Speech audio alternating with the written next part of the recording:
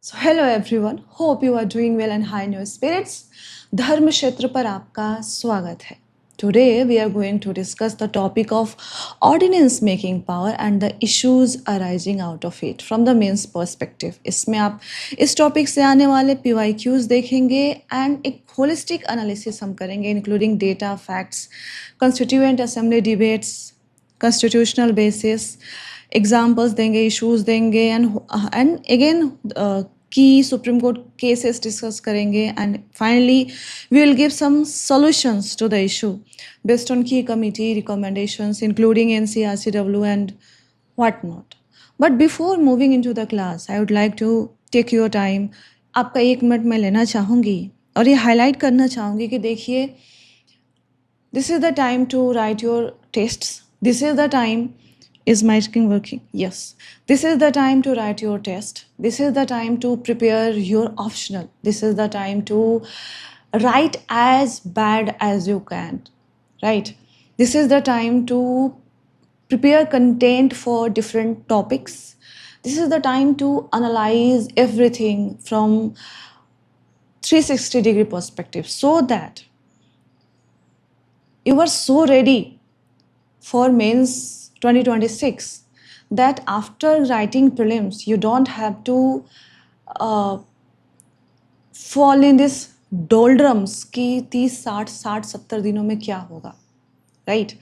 So I'll emphasize, I'll urge, I'll ask you as your well-wisher, as your mentor, that do not fall in this trap कि you need 10 months and 12 months to prepare for prelims. Yes, prelims is vast, but merely qualifying prelims will not guarantee you any rank in the list. And one thing from my side I can guarantee you that जो भी person 2026 में जिसका rank आएगा final, be it first ranker or be it the last ranker, that person would be preparing for mains 2026 at this time. And ranking की जो difference है वो इसी में आपके एटीट्यूड में डिटरमाइन हो जाएगा कि आप अभी टाइम वेस्ट कर रहे हैं या फिर वहीं प्रीलिम्स 2026 के कंफर्ट जोन में पड़े हुए हैं या फिर you are honing your writing skills. And also remember कि बुरा लिखने से पहले आप अच्छा नहीं लिख सकते हैं, राइट? मैं भी जब आपको क्लास पे कैमरे में आती हूँ उसके पहले मुझे पता है मुझे क्या पढ़ाना है, but still I take lot of text. Still, I prepare the content and revise and re-revise them. So, बुरा लिखने से पहले अच्छा नहीं लिख पाएंगे. तो चलिए इसी टोन पे आज के क्लास की शुरुआत करते हैं. So, what are the pillars on which we are going to discuss the issue of ordinance making power? We'll see, first of all, we'll see the introduction with the constitutional basis. Then we'll see what was the rationale of including this provision in the Indian Constitution. And for rationale, we will entirely rely on the Constituent Assembly debates. Again, then we will discuss some data and examples of misuse of this provision. Then we will see what are the issues arising out of the misuse of this provision. Then we will see what Supreme Court has to say about the repeated misuse or you say repeated repromulgation of the ordinance. And at last, we will see way forward with constitutional committees and statutory recommendations. So these are the pillars on which we are going to discuss the issue. PYQ देख लेते हैं and you will find, see, one direct question appeared in 2015. Thereafter, there has been many questions that were based on similar lines. That's why I do not include it in this. So if you see what are the pillars that we need to, that the question that UPSC wants us to focus upon is, first of all, how is the ordinance or repromulgation of ordinance is violation of spirit of separation of power and federalism. So this is the first pillar, issues are arising out of it, how it is violating the separation of spirit of federalism and etc. Secondly, second thing that the UPSC wants us to know is what is the rationale of inclusion of this exceptional provision. So second pillar is this. Thirdly, we are going to discuss the decisions of the Supreme Court. Third issue. Fourthly, whether the power to promulgate ordinances should be repealed. So what we need to discuss: issues arising out of the repromulgation, what has been the rationale, what are the judgments of the Supreme Court, and should this provision should be repealed altogether, right? यही पे आपको बता दूँ, do not suggest some altercation एकदम से किसी भी existing institutional mechanism का, एग्जिस्टिंग कॉन्स्टिट्यूशनल प्रोविजन का आप रिपील नहीं सजेस्ट करेंगे. यू विल से कि yes there are existing issues, but instead of repealing it we can reform it, and फिर आप सजेशन देंगे. So these are the pillars on which UPSC wants us to focus, and again we have included all these pillars और उसको हम एक comprehensive way में इन pillars पे discuss करेंगे. So now let's start with the ordinance making power. How you are going to introduce this ordinance making power with constitutional scheme, right? यहाँ पे जो भी लिखा है, let me explain you in simpler words. यहाँ पे जो भी लिखा है आप पढ़ लेंगे. देखिए, पार्लियामेंट का काम है देश की गवर्नेंस के लिए लेजिस्लेट करना, यानी कानून बनाना. This is the role of parliament और legislature, right? But whenever the parliament is in recess, जब भी पार्लियामेंट रिसेस में हो, इन दैट सिचुएशन अगर मान लीजिए कोई एक्स्ट्रा ऑर्डिनरी सिचुएशन अराइज हो जाता है, एक्स्ट्रा ऑर्डिनरी सिचुएशन अराइज हो जाता है दैट डिमांड्स अर्जेंट लेजिस्लेशन, जब पार्लियामेंट का काम है लेजिस्लेट करना, but parliament is not in session and now there is a situation, ऐसा एक सिचुएशन कंट्री के गवर्नेंस के सामने अराइज हो गया है जहाँ पर we don't have any legislation to deal with that issue. So ऐसा सिचुएशन है जहाँ पे अर्जेंट लेजिस्लेशन रिक्वायर्ड है, पार्लियामेंट को इंस्टेंटली समन नहीं कर सकते हैं. सो इस तरह के सिचुएशन को डील करने के लिए, to deal with this kind of situation, the constitution of India has vested extraordinary power on the executive to legislate. यानी ऐसे सिचुएशन में जब पार्लियामेंट रिसेस में हो, पार्लियामेंट छुट्टी पर हो और कानून बनाने की आवश्यकता हो जाती है, तो ऐसे सिचुएशन में भारतीय संविधान ने, कॉन्स्टिट्यूशन ने एग्जीक्यूटिव को पावर दिया है कि इस सिचुएशन में the executive can legislate, and this extraordinary power of the executive to legislate when parliament is not in session is known as ordinance making power. ठीक है? And this has been vested under Article 123 and Article 213 of the Constitution. 123 at central level, 213 at the state level. Under Article 123, the power to promulgate ordinance has been vested in the President of India. President is the head of executive at the central level. So, head of the executive under Article 123 can promulgate ordinance when parliament is not in session. Similarly, under Article 213, the head of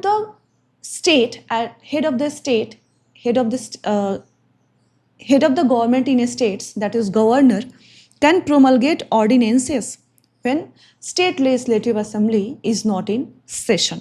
So this is the entire concept of ordinance making power. That is, जब parliament या state legislative assembly session में नहीं है and उस समय के urgent legislative need को cater करने के लिए अब क्या करेंगे? लेजिस्लेटिव वैकम तो नहीं रहने दे सकते हैं, there has to be legislative continuity. तो लेजिस्लेटिव कंटिन्यूटी को मेंटेन करने के लिए, लेजिस्लेटिव कंटिन्यूटी को मेंटेन करने के लिए क्या किया गया है? देयर हैज़ टू बी, एक कीवर्ड्स मैं एम्फसाइज कर रही हूँ, आप इसको नोट डाउन करेंगे. लेजिस्लेटिव कंटिन्यूटी को मेंटेन करने के लिए, लेजिस्लेटिव वैकम को फील करने के लिए, this extraordinary power has been vested upon the executive, right?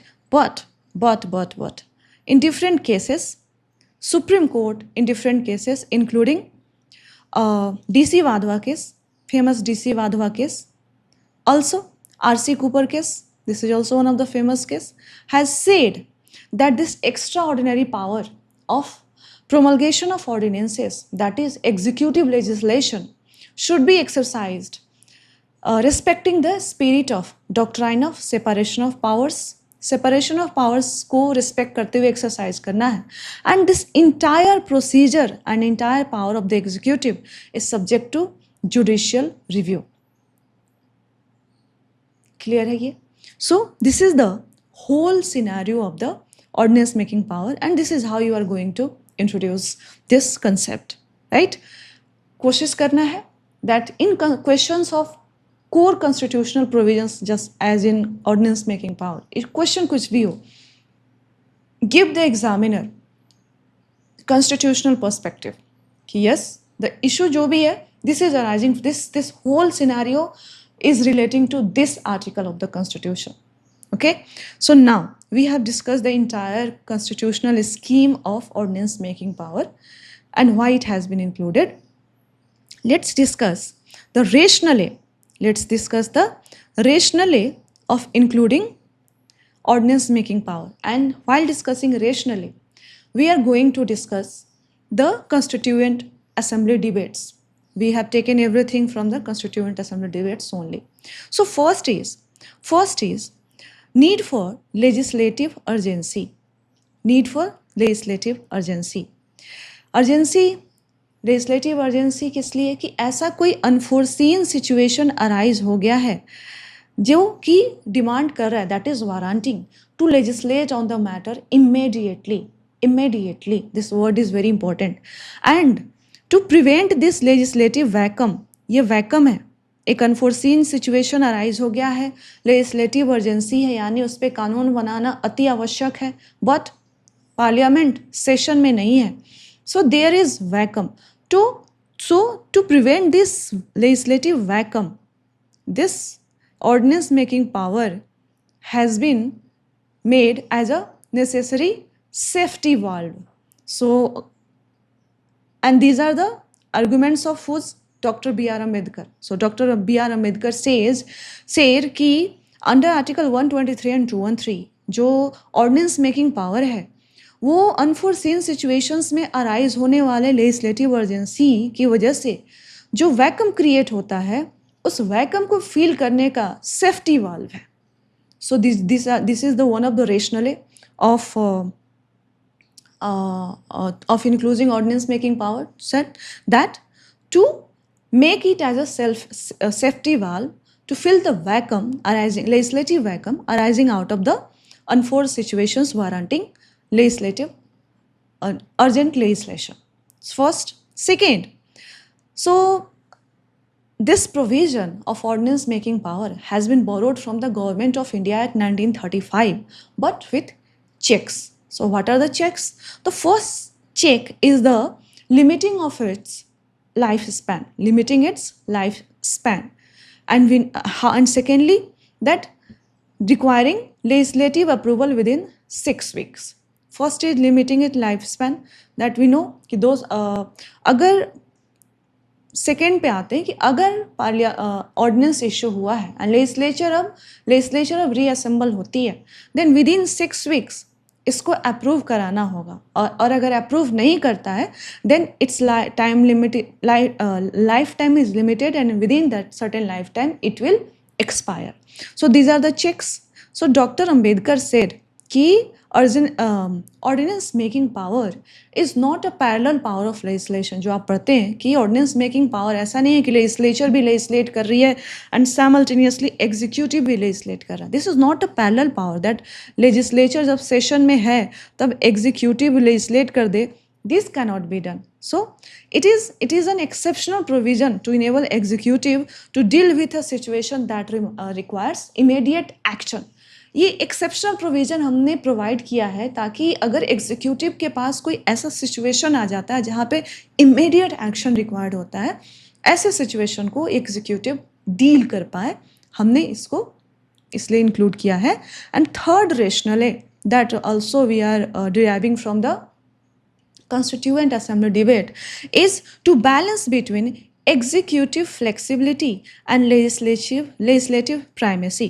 Executive की फ्लेक्सिबिलिटी और लेजिस्लेचर की प्राइमेसी को बैलेंस करने के लिए ये प्रोविज़न इंक्लूड किया गया। एग्जीक्यूटिव फ्लेक्सिबिलिटी यानी जब लेजिस्लेचर सेशन में नहीं है और एग्जीक्यूटिव को ही गवर्नेंस चलाना है, एग्जीक्यूटिव के सामने कोई ऐसा मुद्दा आ जाता है जहाँ पे इमीडिएट लेजिस्लेशन रिक्वायर्ड है, तो एग्जीक्यूटिव के पास इतना तो ऑप्शन हो कि वो अर्जेंट लेजिस्लेशन कर सके।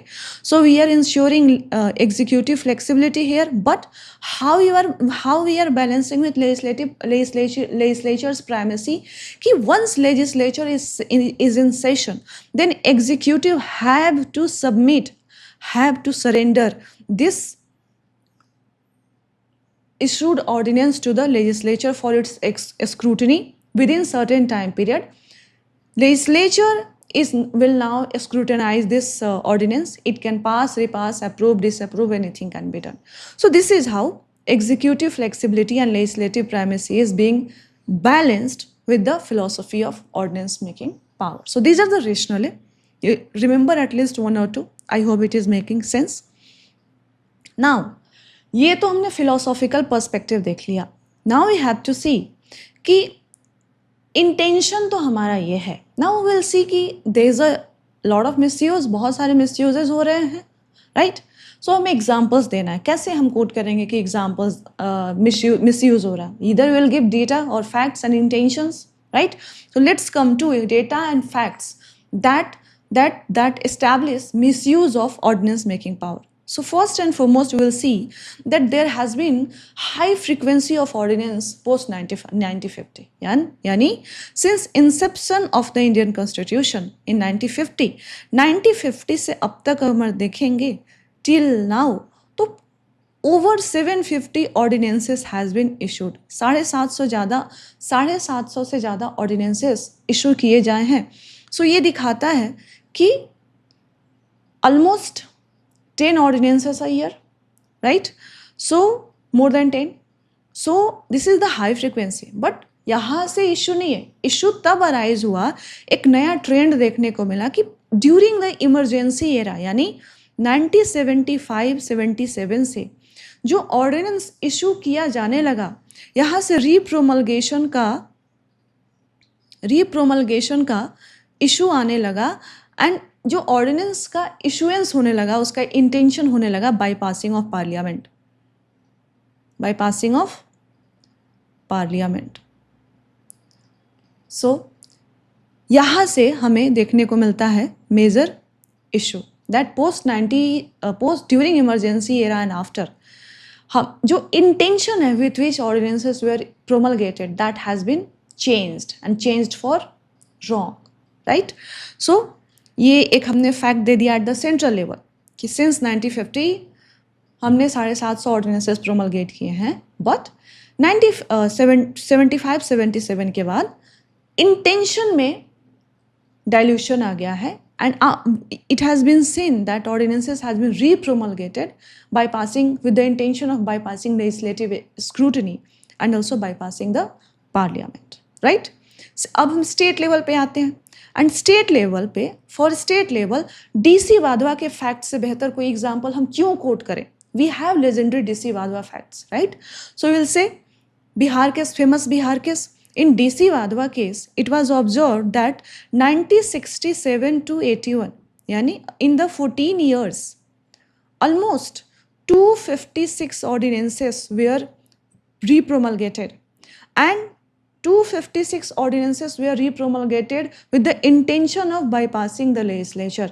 And इसमें से 256 ordinances में तो कुछ तो ऐसे थे कि जो 14 साल के तक वो repromulgate होते रहे. 14 years तक they were in force, but 14 साल तक एक ऑर्डिनेंस जो है एग्जीक्यूटिव लेजिस्लेशन फोर्स में है, but it was never placed before the legislature for their scrutiny and approval.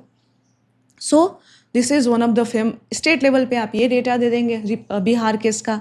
And जब ये केस गया कोर्ट के पास in 1987, the court says that repromulgation of ordinances, इस तरह का जब इंस्टेंस एग्जीक्यूटिव करती है, so this entire practice is fraud on the constitution. So re-promulgation of ordinances without intention, without placing them before the legislature for their scrutiny and approval is fraud on the constitution. हो गया. Recent example अगर आप देना चाहें तो आप recent example में farm laws ordinance 2020 का दे सकते हैं. देखिए इनिशियली फार्म लॉज जो इनेक्ट किया गया था, लेटर इट वाज रिपील्ड और taken back. Initially it was promulgated as ordinance only, right. After क्योंकि पार्लियामेंट में जनरल कंसेंसस नहीं बिल्ड हो पा रहा था, so it was promulgated as ordinance. And जब इस ऑर्डिनेंस को इवन पार्लियामेंट में भी लाया गया, it was passed in haste without taking different stakeholders into consideration, and eventually this entire protest and everything happened, and eventually the government of the day was forced to withdraw this entire legislation. So this is also an example of how hasty legislation, hasty ordinances with the intention to bypass the legislative scrutiny can eventually lead to failure in the governance. If the government of the day have to bring back the entire legislation, it is the failure of the government while enacting the legislation, right? So you can quote this example as well. Now we have, as we have discussed, the entire data and facts stating that there is issue in the entire practice of promulgation and re-promulgation of ordinances. So now let's discuss कि re-promulgation में exactly issue क्या हो रहा है. हमने देखा what is re-promulgation, that is एक ही ordinance को बार बार प्रोमलगेट कर रहे हैं, मीन्स फोर्स में रख रहे हैं, बट कभी भी उसको लेजिस्लेचर के पास नहीं लाने दे रहा, पार्लियामेंट के सामने नहीं ला रहे, पार्लियामेंट को बाईपास करने के लिए बार बार पार्लियामेंट को बाईपास कर रहे हैं. This ordinance is in force but it is never be placed before the parliament for its scrutiny. This is known as re-promulgation. So let's discuss the issues arising out of the re-promulgation. What are the issue? So first issue that is arising out of re-promulgation is violation of doctrine of separation of power. Separation of powers के doctrine का violation. कैसे? Because it's simple. The executive is functioning as a legislature. Executive legislature की तरह काम कर रहा है. We have three organs of government: judiciary, executive and legislature. Executive for enforcement, legislature for enactment, and judiciary for adjudication. But enactment, executive का काम, legislative enactment नहीं है, वो legislature का काम है. But अगर re-promulgation होता है, यानी जो एक्सेप्शनल मेजर है उसको हम हैबिचुअल मेजर, हैबिट बना लेते हैं. सो क्या कर रहा है, एग्जीक्यूटिव ऑफ लेजिस्लेचर की तरह काम कर रहा है, यानी जिसका काम इन्फोर्स करना था अब वही इनैक्ट कर रहा है. So it is violating the doctrine of separation of power. Fine. And आप example again famous DC Wadhwa case, right. In this case, court has said that repeated reissuance of the same ordinances 256 ordinances for over 14 years is a fraud on the constitution. Second, evasion of the legislative scrutiny. Just a minute. Legislative scrutiny का evasion. How? Because रिप्रोमलगेशन में हम क्या कर रहे हैं, legislative debate को bypass करने की कोशिश कर रहे हैं. पार्लियामेंट में अगर हम ऑर्डिनेंस को प्लेस कर दें तो we are surrendering the ordinance to the parliament. Now parliament will debate over it will scrutinize every clause, it will question the executive, right. So repromulgation माने क्या, हम सरेंडर नहीं कर रहे हैं, पार्लियामेंट में सबमिट नहीं कर रहे हैं. वी आर अगेन, जैसे ही पार्लियामेंट सेशन में आ रही है, we are making ordinance to lapse somehow, and जैसे ही पार्लियामेंट का सेशन खत्म हो रहा है, we are again repromulgating, and this routine is continuing without even changing a letter of the original ordinance.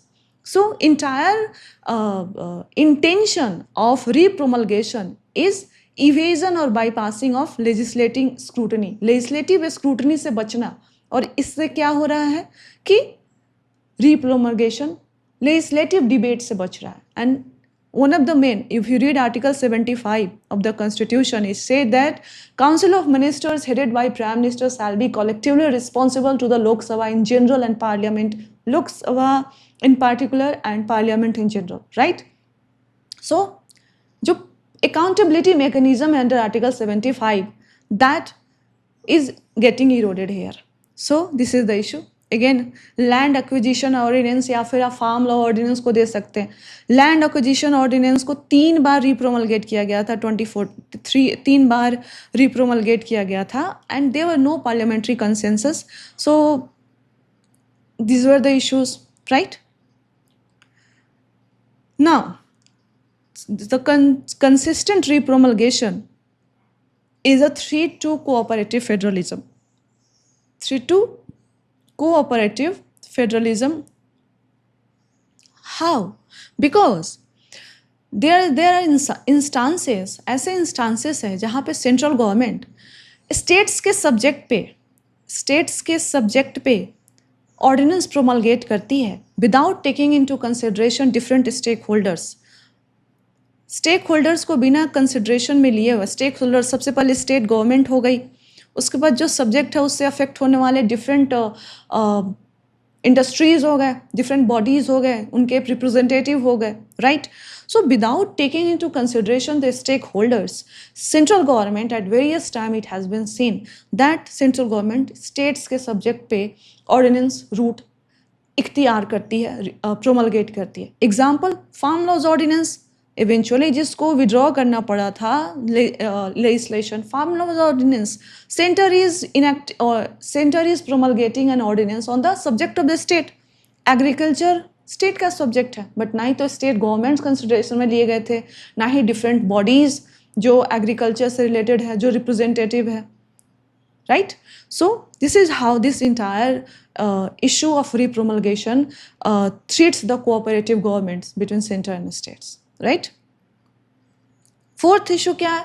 Constitutional ambiguity. So what is the ambiguity in the constitution? Constitution clear नहीं है repromulgation को लेकर, ना ये exactly हाँ बोलता है, ना ये exactly ना बोलता है. रिप्रोमलगेशन को लेकर के कॉन्स्टिट्यूशन में जहाँ साफ साफ ना नहीं है वहाँ पे एलिमेंट तो ऑफ हाँ है, right.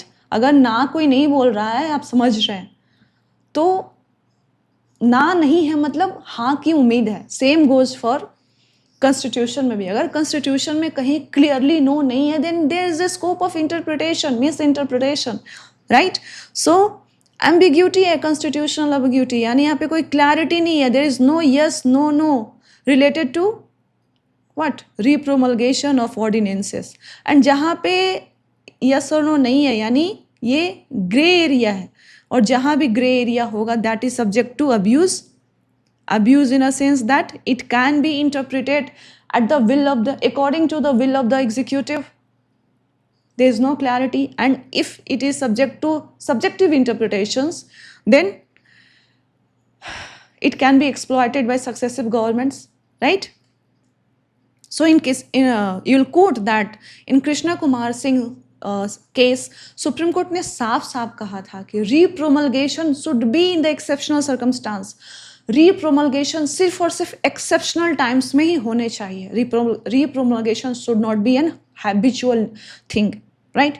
And fifth issue, that it is determining the democratic norms and stability, because frequent reissue and reissuance of ordinances, इससे क्या होगा? There is legal uncertainty, there is lack of public debate, and if there is legal uncertainty and there is lack of public debate, what it signals? That governance by executive. So these are the issues arising out of repromulgation of ordinances. These are things you need to write in the exam. Let's discuss what are the cases related to the these repromulgation, and then we'll go to the solution. Solution in as in sense कि what needs to be done. So अगर हम बात करें, so different cases आपको ये याद रहने चाहिए. यहाँ पे तो हमने काफ़ी दिया. एक केस एक लाइन अभी हम जैसे डिस्कस करेंगे, इसके भी आप नोट्स बनाइए और खुद से बनाइए, हाथ से लिखिए, आपके आधा तो ऐसे ही याद हो जाएंगे, राइट. सो सबसे पहला हम देखेंगे आरसी कूपर केस. सबसे पहला है आरसी कूपर केस, और इसका कंटेक्स्ट 1970 में है. ये कंटेक्स्ट क्या था? ऑर्डिनेंस इशू किया गया था नेशनलाइजेशन ऑफ बैंक्स के लिए, बैंक्स के नेशनलाइजेशन के लिए ऑर्डिनेंस इशू किया गया था, and that was challenged in the RC Cooper के versus union of India. The year was 1970, and in this case, remember, in this case the court said that validity of ordinance is subject to judicial review. It can be judicially examined. It is subject to judicial review. Secondly, the court said that presidential satisfaction is not final. Presidential satisfaction is not final. That is, it is subject to judicial review. याद रखेंगे आप, right? Cut to 1970 से 1982 पे चलते हैं. 1982 में issue क्या है? 1982 में जो केस है वो है AK Roy versus union of India. This is the case. Issue क्या था? इशू था नेशनल सिक्योरिटी ऑर्डिनेंस को चैलेंज किया गया था. The validity of the national security ordinance was challenged, and in this case the court said that the ordinance is subject to the same constitutional limitation as a law passed by parliament. ordinance पे वही सारे limitations लगते हैं जो parliament के द्वारा enacted किए हुए लॉ पे लगते हैं. and again the court reaffirmed that presidential satisfaction is not final. Remember this. So the first thing was that the ordinance is subject to same constitutional limitation. Constitutional limitation यहाँ पे finalize किया गया ordinance का as law of parliament. And secondly, court ने already RC Cooper में कह दिया था कि presidential satisfaction is not immune. That is, it is open to judicial scrutiny, and it was reaffirmed here that in AK Roy versus Union of India case, court also reaffirmed that presidential satisfaction is not immune and it can be re-examined.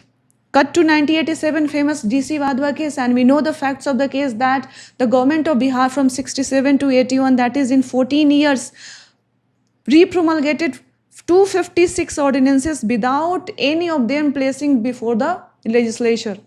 Right? So this court said that repromulgation of ordinances without legislative approval is unconstitutional, and Justice Bhagwati said that this entire exercise of repromulgation of ordinances is fraud on the constitution. Remember this. Justice Bhagwati ने इस पूरे episode को और इस scale के रिप्रोमलगेशन को fraud कहा था कॉन्स्टिट्यूशनल पे. Do write this in your answers. And again come to 2017. In 2017 we have Krishna Kumar Singh case. In this case, the court simply reaffirmed the DC Wadhwa principle. Court reaffirmed DC Wadhwa principle, said that repromulgation of ordinances with the intention of bypassing legislative scrutiny is unconstitutional and fraud on the constitution. So remember this. So basically in Krishna Kumar Singh says 2017, the court reaffirmed the principles laid down in DC Wadhwa case, right? And basic things related to ordinances. So these are the 4 landmark judgments related to ordinance making power and issues related to repromulgation. Do remember these and write your answer, and your examiner will read and clap and give you outstanding marks. Okay. Now we are going to discuss, as we have discussed issues, as we have discussed all the other pillars of the this entire theme. Now we have reached to end of the section जहाँ पे हम what are the way forward? What are the way forward? Do we need to repeal the entire scheme of ordinance making power? Or do we need to repeal the Article 123 or 213 of the Constitution? As there has been a question we have discussed in the beginning. The answer is no. We don't need to repeal the entire provision. We just need to reform. Repeal नहीं करेंगे हम, reform करेंगे. And हमें reform करना है तो हमें अपने साइड से क्या देना होगा? वे फॉरवर्ड देना होगा, सॉल्यूशन देना होगा. उसके लिए हम और आप कुछ जानते नहीं हैं. हमें बस गवर्नमेंट ने time to time different committees and commissions constitute किए हैं. सुप्रीम कोर्ट ने जजमेंट्स दिए, उन्हीं को लिखना है. हम अपने साइड से कुछ नहीं लिखेंगे. तो सबसे पहले आएंगे हम लॉ कमीशन की 170th रिपोर्ट आई थी, और लॉ कमीशन ने कहा था कि जो एक्स्ट्रा ऑर्डिनरी मैकेनिज्म है ऑर्डिनेंस रूट का, वो हैबिचुअल रूट नहीं बनना चाहिए. So this extra ordinary mechanism should not be made an habitual routine. और लॉ कमीशन की रिकमेंडेशन ने ये भी कहा था कि अगर रीप्रोमलगेशन करना है, there has to be a detailed justification. ये याद आप रखेंगे कि जो एक्स्ट्रा ऑर्डिनरी मीन्स है वो हैबिचुअल नहीं होना चाहिए, first thing first. And secondly कि अगर रीप्रोमलगेशन करना है then there has to be detailed justification by the executive before the legislature, what were the needs and circumstances that led to the repromulgation of ordinance. So this were suggested by 170th report of Law Commission of India. Now we are moving to next report, and this was in the year of 1999. Now coming to 2001. In 2001, the departmentally related standing committee of home affairs की 60th report आती है, और यहाँ पे भी जो recommendation था वो यही कहा, वो 60th report of departmental related standing committee of home affairs, यहाँ पे भी वही बात कही गई थी कि executive must justify, there has to be the justification of the urgency that led to the promulgation of ordinance when parliament was not in session. या तो आप जस्टिफाई कीजिए या फिर wait for the parliament to convene, parliament बुलाइए, और come with justification. So remember this. Thirdly, come to 2002. In 2002, we have this National Commission to review the working of the Constitution, NCRWC, right? It was headed by M.N. Venkatachalya. आप याद रखेंगे, Justice M.N. Not for this answer, but in general also you should remember. It might be asked in your prelims, right? So this entire NCRCWC again said that this ordinance making power, this is an exceptional power that should be exercised in exceptional situations and not in routine governance. So first thing first, that this exceptional power should be exercised only in exceptional situation. It should not be the executive should not be an habitual offender, right? And second, that when it comes to repromulgation, as we discussed कि repromulgation में grey area है, कुछ clarity नहीं है, तो the NCRW से कि repromulgation तब तक के लिए आप एक्सप्लिसिटली प्रोहिबिट कर दीजिए जब तक कि लेजिस्लेचर इसको क्लियर कट अप्रूवल ना दे। तो दो चीज़ें कही, extra ordinary power, extra ordinary situation में आप यूज़ कीजिए, आप हैबिचुअल ऑफेंडर नहीं बन सकते। सेकंड चीज़ उन्होंने कहा कि जहाँ तक बात है रीप्रोमलगेशन का, कि पार्लियामेंट को बाईपास करके बार बार एक ही ऑर्डिनेंस को अलाइव रखना, तो क्योंकि कॉन्स्टिट्यूशन में क्लैरिटी नहीं है, तो जब तक लेजिस्लेचर यानी पार्लियामेंट इस पर कोई क्लियर कट लेजिस्लेशन नहीं बना देती है, रीप्रोमलगेशन को साफ साफ क्लियर तरीके से साफ साफ शब्दों में प्रोहिबिट कर दीजिए। Lastly we will come to recommendations of second ARC. In 2000, let's come in 2008. Second ARC कहती है, सेकेंड ARC एक स्टेप आगे जाती है कि देखिए ये सारी बातें तो सही है, लेकिन हमें एक इंस्टीट्यूशनल फिल्टर लगाना होगा। और ये इंस्टीट्यूशनल फिल्टर क्या है? इंस्टीट्यूशनल फिल्टर के नाम पे सेकेंड ARC लॉ मिनिस्ट्री से ये एक्सपेक्ट कर रही है कि जब भी लॉ मिनिस्ट्री जो है एक व्हील की तरह काम करे, व्हील यानी पर्दा की तरह काम करे, किसमें? एग्जीक्यूटिव के प्रपोजल में, और फाइनली एग्जीक्यूटिव जो भी ऑर्डिनेंसेस प्रपोज करती है वो लॉ मिनिस्ट्री के थ्रू होकर पास करे, और लॉ मिनिस्ट्री जब लॉ मिनिस्ट्री के पास वो प्रपोजल्स जाएं तो लॉ मिनिस्ट्री एग्जामिन करे कि ये जो प्रपोज्ड ऑर्डिनेंसेस हैं क्या कॉन्स्टिट्यूशनल क्राइटेरिया को मीट कर रहे हैं या नहीं। अगर क्राइटेरिया मीट हो रही है तभी ये लॉ मिनिस्ट्री इनको ग्रीन सिग्नल दे, अदरवाइज जो भी प्रपोज्ड ऑर्डिनेंसेस हैं वो कॉन्स्टिट्यूशनल क्राइटेरिया को मीट नहीं कर रहे, including different supreme court judgments, वहीं के वहीं ये ऑर्डिनेंसेस रुक जाए। So the second ARC said that let's make law ministry as a filter, as a institutional filter, एक पर्दे की तरह, एक व्हील की तरह काम करे लॉ मिनिस्ट्री, और इस पर्दा एक फिल्टर होगा जहाँ पे ऑर्डिनेंसेस जो प्रपोज है इस फिल्टर के थ्रू होकर गुजरेंगे, और जो कॉन्स्टिट्यूशनल टच स्टोन पे खरे उतरते हैं वहीं इस फिल्टर के थ्रू होकर पास फिल्टर के थ्रू पास करेंगे, अदरवाइज ये पीछे ही रह जाएंगे. So these are the recommendations, and yes, we have reached to the end of our class. So I think class was very smooth. What you say, write in the comment sections. Again, I'll repeat, ki see, it's not how much you do. No, it's not, yes, it's not how much you do, it's how well you do. First thing first. And secondly, this exam, if you are aiming to qualify the exam of 2026 UPSC, qualify exam and have a rank, you need to prepare mains till 15th of December or 1st of December. Post that, you can gradually start coming into the prelims mode and slowly slow down on mains part, and from January onwards आप बिल्कुल prelims mode में आ जाएंगे.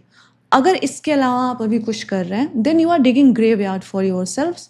And if you are not thinking in this direction, if you are not planning in this direction, कि yes, अभी भी बहुत समय है, बहुत समय है, and you can do marvelous things, right? Just you have to plan in this way that December तक, 1st December, 15 December तक I'll do mains, I'll write tests, I'll prepare optional, GK, GS, essay, ethics and optional, everything I'll write as bad I can. जब ये attitude हो जाएगा कि okay मैं गंदा से गंदा आंसर लिख के लाऊंगा, और जिस तरह के भी रिमार्क्स आएंगे I tolerate, and I get better, 1 degree better with each paper. एक नंबर बेहतर, एक आंसर बेहतर. एंड जो ग्रोथ कर्व होता है ना, वो ऐसा नहीं होता है, स्ट्रेट लाइन नहीं होता है. After a point of time the growth curve become exponential. Let me show you. This is our axis, right? So it's not कि growth curve कुछ ऐसा नहीं होता है कि linear. कभी भी growth curve linear नहीं होता. growth curve कैसा होता है? Initially you will start writing answers, you will be like this. बिल्कुल ये जीरो ही चलता रहेगा. ये धीरे धीरे अब यहाँ तक आ गए, 10-15 आंसर, 20 आंसर लिख लिया, थोड़ा इंप्रूवमेंट देखने को मिला. But if you persist, this will like shoot like anything. From here you will reach here. See the difference. So just you need a persistence, right? So with these words, I'll request you to plan your entire upcoming 4 months in such a fashion that you are preparing mains, right? And as Aristotle said, you are failing to plan means you are planning to fail. So I'll conclude and see you in the next class. Thank you very much.